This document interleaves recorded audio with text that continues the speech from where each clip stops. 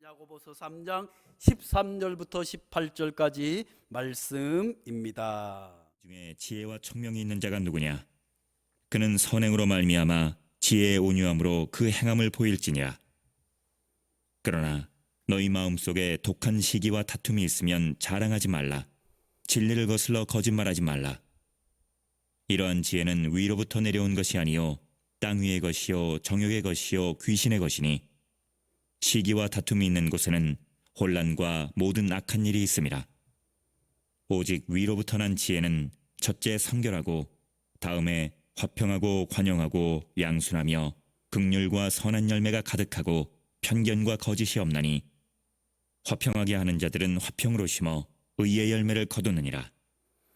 아멘. 이 말씀은 살아계신 하나님의 말씀입니다. 우리는 어려서 누구나 한 번쯤 꿈꾸는 것이 있습니다. 내 소원이 무엇이냐, 커서 무엇이 될 거냐 할 때, 저도 어릴 때 아련하지만 대통령이 되겠습니다 하고 대답한 적이 있는 것 같습니다. 대통령이 된다는 것이 무엇입니까? 대통령 된다는 것은 한 나라를 다스리는 것 아니겠습니까? 대통령이 된다고 하는 것은 무엇입니까? 그 나라의 가장 어른이 되는 것 아니겠습니까? 많은 사람들로부터 존경받고 온 백성을 다스리는, 그래서 내가 대통령이 되어서 뭘 하고 싶다, 뭘 하고 싶다, 뭘 하고 싶다, 그런 꿈들을 누구나 어렸을 때는 다 꿔보신 줄로 압니다. 솔로몬은 하나님께서 다윗에 이어서 왕위에 오르려고 할 때 그는 너무나도 다윗에 비해서 부족했습니다. 연약했습니다. 그래서 그는 하나님 앞에 간절히 기도한 것 아니겠습니다. 1000번째 예물을 드리면서까지 그가 간절히 하나님 앞에 간절히 기도한 것은 부귀영화도 아니었습니다. 강력한 군대를 가진 것도 아니었습니다. 강력한 힘을 가진 것도 아니었습니다. 모든 백성들을 끌어안치는 그런 것도 아니었습니다.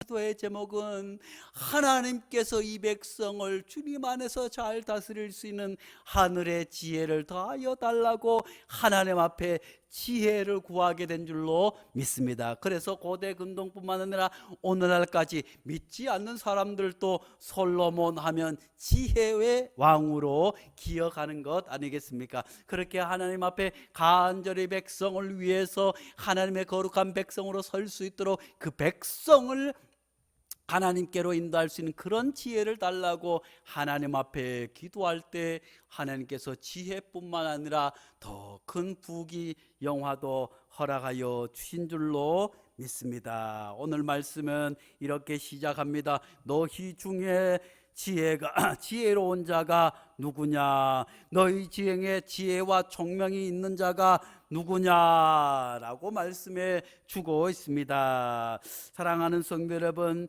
이제 야고보서 3장 6절 이하에는 이런 말씀이 있습니다.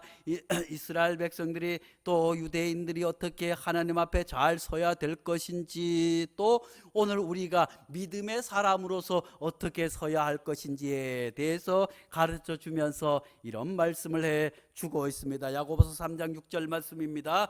혀는 곧 불이요 불의의 세계라. 혀는 우리 지체 중에서 온몸을 더럽히고 삶의 수레바퀴를 불사르나니 그 사르는 것이 지옥불에서 나느니라 라고 말씀해 주고 있습니다.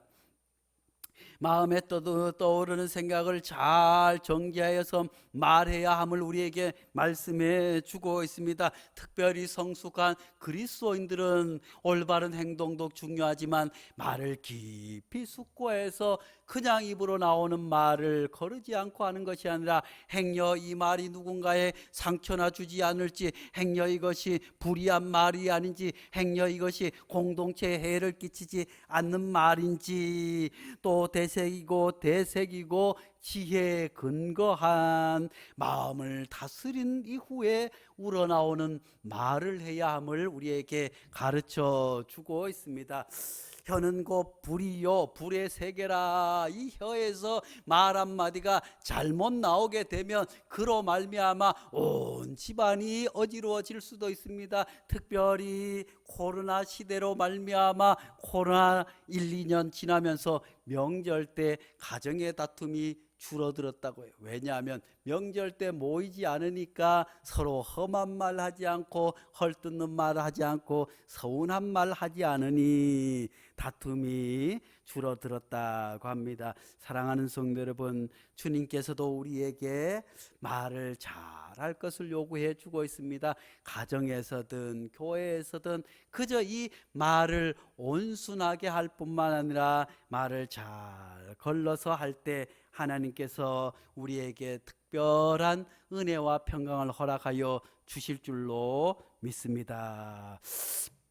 야고보 특별히 야고보 선지자가 오늘 우리에게 이렇게 말씀해 주시는 것은 당시 야고보가 살고 있던 시대 초대교회 성도들은 그 가운데서 지혜와 총명이 있다고 자랑하는 사람들이 있었습니다. 그런 사람들은 언제나 내가 잘났다고 생각해서 교회를 어지럽히고 교회 처음 나온 사람들을 가르친다고 해서 그 사람들에게 상처를 주는 일들이 비일비재했습니다. 너희 그래서 야고보 선지자를 통해서 말씀해 주고 있습니다.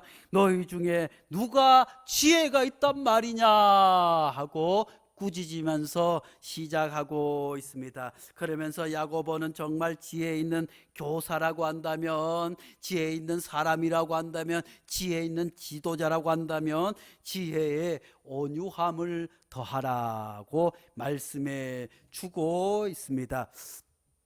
너희 중에 지혜와 총명이 있는 자가 누구냐? 그는 선행으로 말미암아 지혜의 온유함으로 그 행함을 보일지니라고 말씀해 주고 있습니다. 말로 번지르르하게 지혜로운 척하고 남보다 잘났다고 의시되고 남을 가르치려고 하는 사람에게 먼저 그를 가르치는 그런 지식과 지혜보다 선행으로 말미암아 지혜의 온유함으로 그 행함을 보이라고 말씀해 주고 있습니다.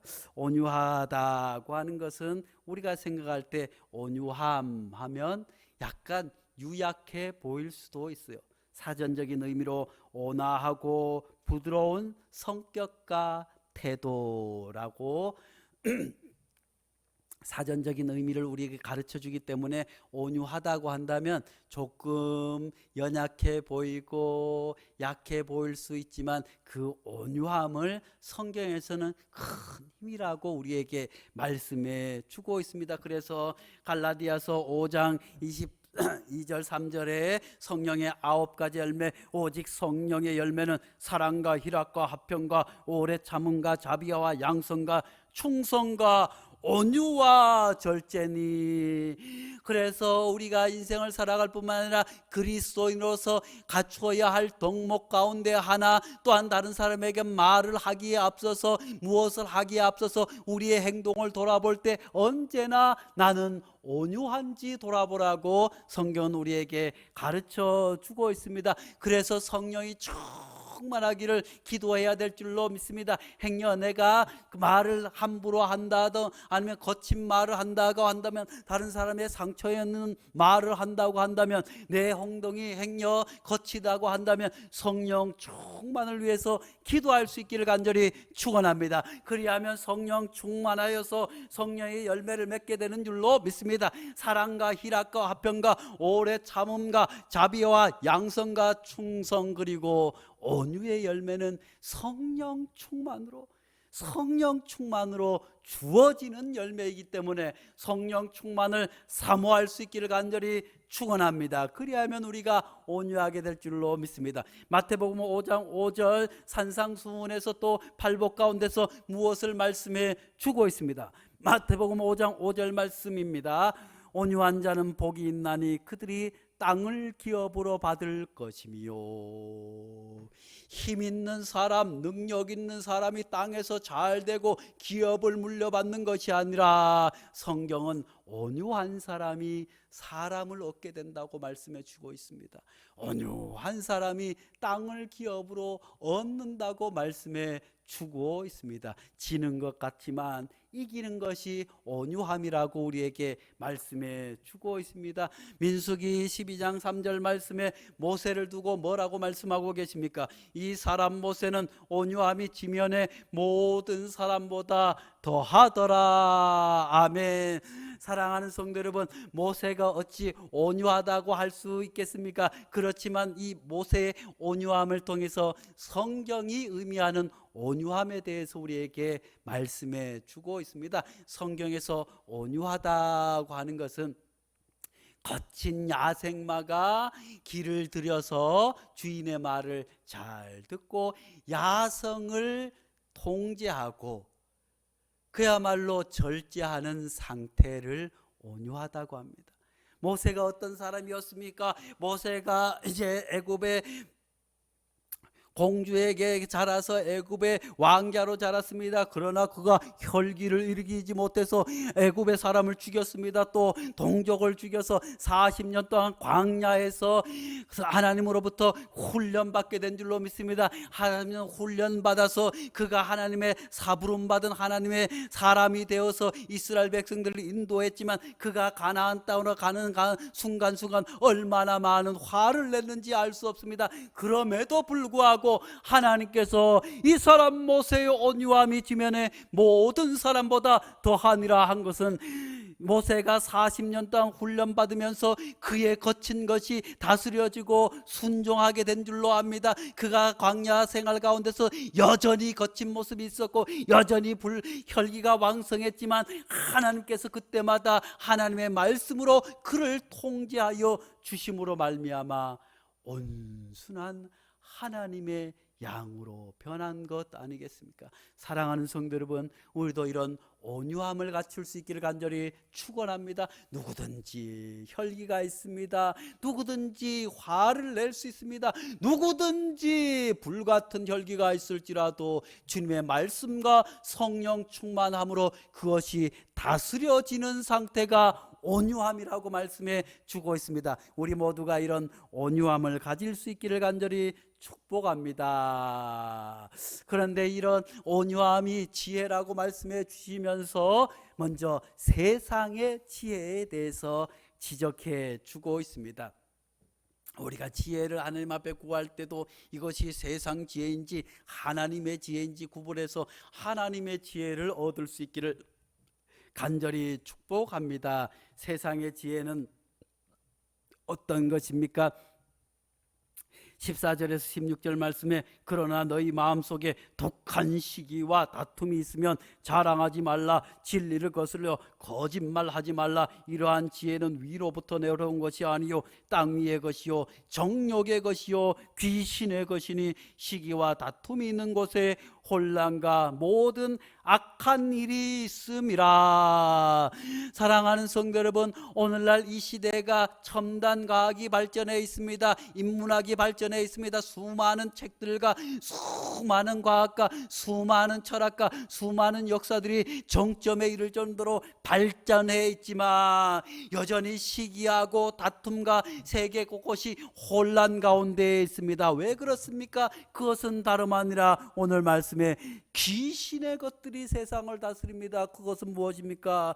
위로부터 내려온 것이 아니라 세상의 지혜, 땅 위의 지혜 받음 아니라 정욕에 기대온 다스리는 것을 귀신의 것이라고 성경은 말씀해 주고 있습니다. 세상의 지혜는 서로에게 상처를 줍니다. 아픔을 줍니다. 갈라지게 합니다. 너희 마음속에 독한 시기와 오늘날 얼마나 많은 사람들이 이 시기도 그냥 시기하는 것이 아니라 독한 시기입니다. 나에게 반대되는 생각을 가지면 내 생각과 다르면 완전히 적으로 여겨서 독한 시기를 하는 사람들이 얼마나 많습니까? 정치, 문화, 사회, 경제 모든 정영역에서 다른 사람을 품어주고 포용하는 것보다는 독한 시기가 세상을 지배합니다. 시기하고 서로 다투며 서로 자랑하는 것들이 얼마나 많습니까? 진리를 거슬러 거짓말합니다.